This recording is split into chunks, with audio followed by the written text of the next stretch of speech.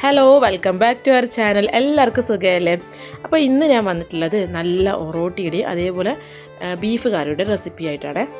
അപ്പോൾ ഞങ്ങളിതിന് ഒറോട്ടി എന്നാണ് പറയുക. അപ്പോൾ ചില ഭാഗങ്ങളിൽ അരിപ്പത്തിൽ പിന്നെ വേറെ പേരുകളിലൊക്കെ അറിയപ്പെടുന്നുണ്ടാവും.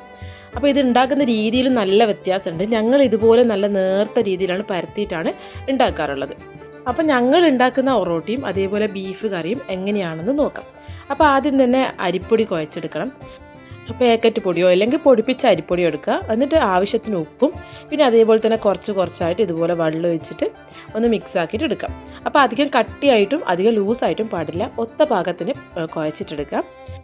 എന്നിട്ട് കയ്യിൽ കുറച്ച് എണ്ണ തടവിയിട്ട് ഇതേപോലെ ചെറിയ ചെറിയ ബോൾസ് ആക്കി എടുക്കുക.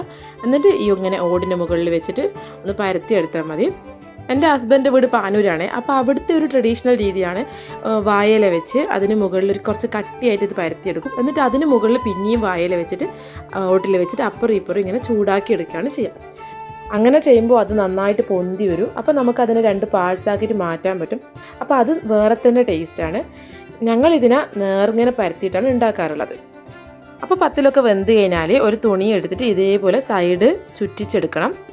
എന്നിട്ട് ചെറുതായിട്ട് ഇങ്ങനെ പ്രസ് ചെയ്ത് കൊടുത്താൽ അത് നന്നായിട്ട് പൊന്തി വരും. അങ്ങനെ ഓരോന്നായിട്ട് എടുത്ത് മാറ്റി വെക്കാം.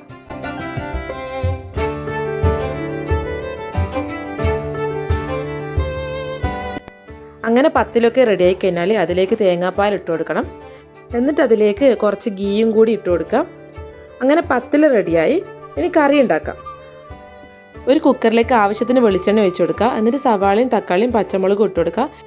എന്നിട്ട് അത് നന്നായിട്ട് വഴറ്റിയെടുക്കാം. അപ്പോൾ അതൊന്ന് വഴന്ന് വന്നു കഴിഞ്ഞാൽ അതിലേക്ക് ആവശ്യത്തിനുള്ള ഉപ്പിട്ട് കൊടുക്കുന്നുണ്ട്. അതിനുശേഷം ഇഞ്ചിയും വെളുത്തുള്ളിയും കൂടി ചതച്ചെടുത്തത് ചേർത്ത് കൊടുക്കുന്നുണ്ട്. പിന്നെ അതിലേക്ക് ബീഫ് മസാലയാണ് ചേർത്തത്. പിന്നെ കുറച്ച് കുരുമുളക് പൊടിയും പിന്നെ മഞ്ഞൾപ്പൊടിയും പിന്നെ മല്ലിപ്പൊടിയും ചേർക്കുന്നുണ്ട്. മല്ലിപ്പൊടി ഒരു 3 സ്പൂൺ തന്നെ ചേർത്ത് കൊടുത്തിട്ടുണ്ട്. എന്നിട്ട് അത് നന്നായിട്ട് വഴറ്റിയെടുക്കുക. ആ മസാലയുടെ പച്ചമണമൊക്കെ മാറുന്നത് വരെ വഴറ്റി കൊടുക്കാം. അതിനുശേഷം നമ്മൾ കഴുകി വൃത്തിയാക്കി വെച്ചിട്ടുള്ള ബീഫ് ഇതിലേക്ക് ഇട്ട് കൊടുക്കുന്നുണ്ട്. ഞങ്ങളിതിൽ മുളക് പൊടി ഇടാറില്ല, പകരം കുറച്ച് കൂടുതൽ കുരുമുളക് പൊടിയാണ് ഇടാറുള്ളത്. എന്നിട്ടൊന്ന് മിക്സാക്കി എടുക്കുക. അത് നന്നായി മിക്സാക്കി എടുത്തതിന് ശേഷം അതിലേക്ക് ആവശ്യത്തിന് വെള്ളം ഒഴിച്ചു കൊടുക്കുക. അപ്പോൾ ഇതാ ബീഫ് കറി റെഡി ആയിട്ടുണ്ട്. ഇനി ഇത് ചൂടോടുകൂടി സെർവ് ചെയ്താൽ മതി.